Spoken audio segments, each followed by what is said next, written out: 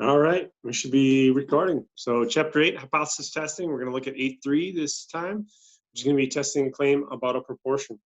So we're going to basically analyze population proportions. So some of the key concepts here, again, is to be able to test a hypothesis or claim made about a population proportion. We're going to use a lot of the things that we've talked about before, such as p-values and traditional method, or the use of confidence intervals to basically test these hypotheses or claims. As you saw in 8.2, we basically did a real quick rundown of hypothesis testing. Now we'll look at it more from the proportional side, the population proportion. So two common ways of testing this. The first is to use a normal distribution as an approximation to the binomial. And the second way is to use the exact method, which is basically the binomial probability distribution. We're going to analyze the first one as part one, and then the second one as part two. Part one, the basic methods of testing claims about a population proportion P. First thing is the sample observed are a simple random sample. The conditions for a binomial distribution are satisfied, and the conditions n times p is greater than or equal to 5, n times q is greater than or equal to 5 are both satisfied. Basically what that means is that the number of successes is greater than or equal to 5, and the number of failures is greater than or equal to 5. So in this case, the binomial distribution of sample proportions can be approximated by a normal distribution with mu equal to n times p and sigma equal to the square root of n times p times q. P is the assumed proportion, not the sample proportion, okay? So testing the test statistic for testing a claim about a population proportion, we basically have z is equal to p hat minus p divided by the square root of p times q divided by n. A lot of this notation should look familiar. P, again, is the population proportion. P hat is the sample proportion, and that is going to be usually found by doing x over n. X could be the number of successes. So, for example, if you're looking at the proportion of females in a stat class, you'd figure out n is the total number of students in the class, and x is the number of females, and then you'd have a proportion, and it would be a sample proportion.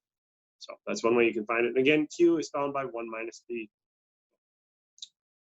We'll either do the p-value method or the critical value method. Both will use the standard normal distribution.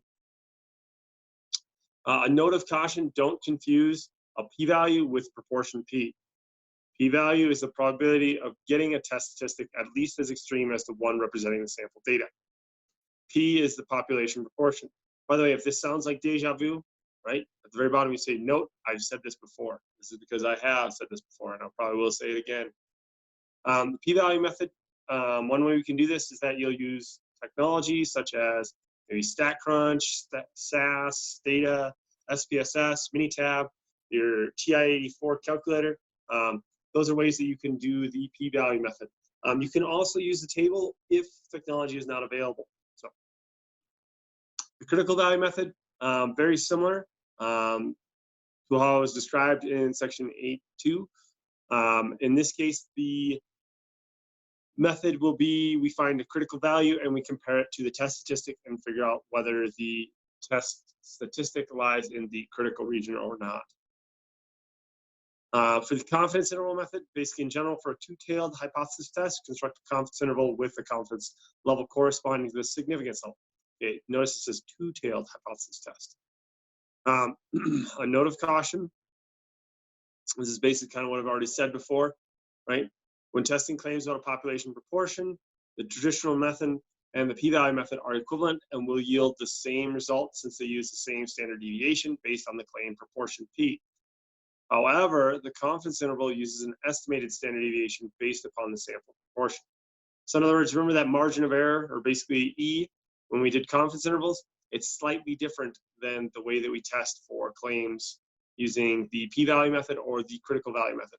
So basically, consequently, you'll find that it is possible that the traditional and the p-value method may yield a different conclusion than a confidence interval. And that's something important to note, is that you could actually have a formalized test using the p-value method or a critical value method that would indicate that you would reject or fail to reject. And then a confidence interval might yield a different answer because of that small calculation. So a good strategy is to use a confidence interval to estimate a population proportion, but use the p-value or traditional method for testing a claim about a population proportion. All right, so here's an example. We have the National Cybersecurity Alliance says 93% of computer owners believe that they have antivirus programs installed on their computer. So right off the bat, you should see, oh, this is probably the claim because we have nothing about sample data yet. Next paragraph says, in a random sample of 400 scanned computers, it is found that 380 of them, or 95%, actually have antivirus software. How do they find 95%? That's just the 380 divided by the 400, and that'll give you the 95%. Now, use the sample data from the scanned computer test to test the claim that 93% of computers have antivirus software. So, requirement checks, simple random sample, fixed number of trials, right, which is one of the criteria for the binomial distribution, right? We can classify it as one of two categories, right? Either antivirus software or not. The number of successes and the number of failures, if you look, looks like both of those are satisfied as well. For the p-value method, either way, we need to construct the null and alternative hypothesis. In this case, the claim is that it equals 0.93. So to make that false would be to not equal 0.93. So that's how we get our null and alternative hypothesis. For the p-value method again, for step 4 now is for the significance level, right? So we pick an alpha value that we want. We can usually pick 0.05, 0.01, or 0.1 if we want to be a little more laxed. 5, because we are testing a claim about a population proportion, that means we're going to use the standard normal distribution to do our test. Now, the test statistic generated, you'll see we have p hat minus p, which is the 380 over 400, which is that 0.95, minus the 0.93, excuse me, then divided by the square root of p times q divided by n, and we get 1.57. Some of you guys already might know 1.57 is fairly close to the middle, and it's probably going to be a fail to reject, but let's go and check it out. So if we go and put this in and figure out the actual p-value for it, because it's two-tailed, if you were going to go look on your normal distribution table, you'll see 1.57, and you'll see an area to the right of it of 0.0582. Now that'd be only if it was a one-tailed. Since it's two-tailed, we need to multiply that by 2. And that's how we get the p-value to be 0.1164.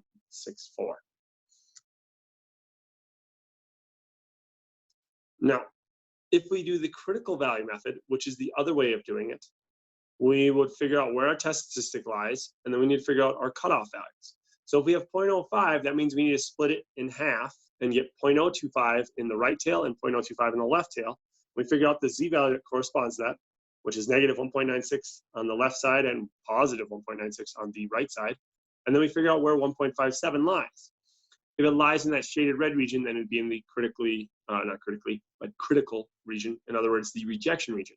So we reject the null hypothesis. So because the test statistic does not fall in the critical region, we'd fail to reject the null hypothesis. Like if we go back here, right, our test statistic actually lies in that white region, which is the fail to reject region.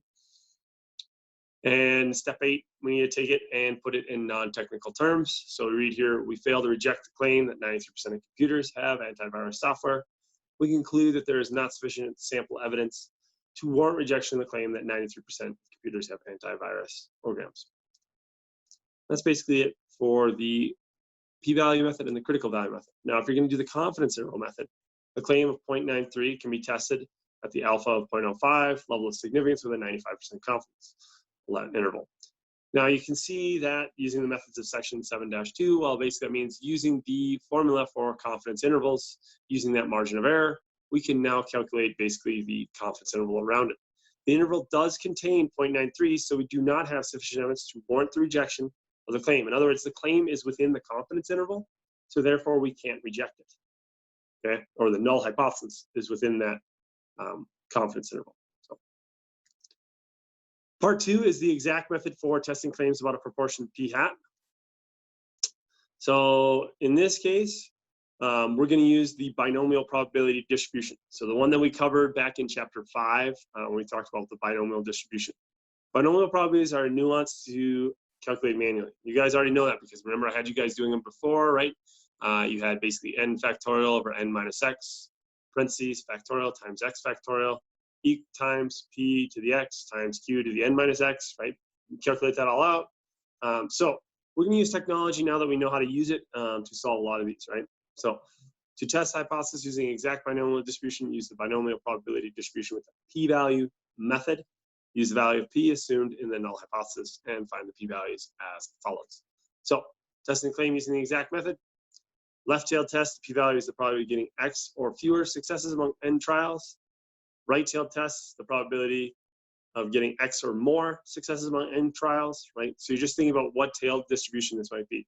So two tails, if p hat is greater than p, the p-value is twice the probability of getting X or more successes. And if p hat is less than p, the p-value is twice the probability of getting X or fewer successes. So in a test of the gender selection method, we have 10 randomly selected couples are treated with the method, and 9 of the babies are girls. Use a 0.05 significance level to test the claim that with this method, the probability of getting a baby girl is greater than 0.75. So you'll see we first have to construct basically our null and alternative hypothesis. We want to construct our claim. And right in the claim is that basically using the gender selection method, we are more than 75% likely, if we go back here, right? Increases your likelihood of having a baby girl by 0.75 or greater. And that's what basically our alternative hypothesis says, which is what we'd want. We'd make that false, which would be less than or equal. And since it has equal, it goes in the null hypothesis. And because it's a right-tailed test, basically the p-value is the probability of 9 or more successes among 10 trials. So if you were going to use something like StatDisk or similar to your TI-84, where we have the binomial CDF, you can have this calculated out for you.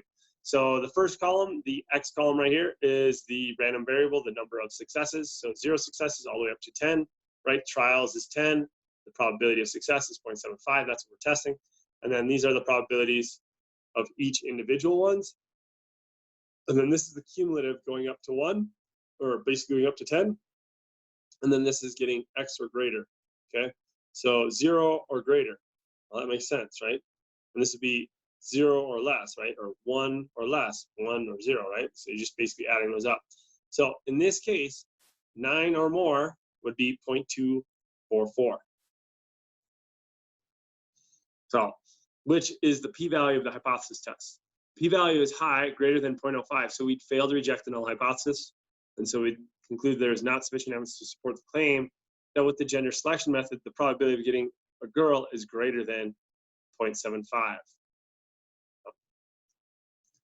That is all of 8.3, really quickly.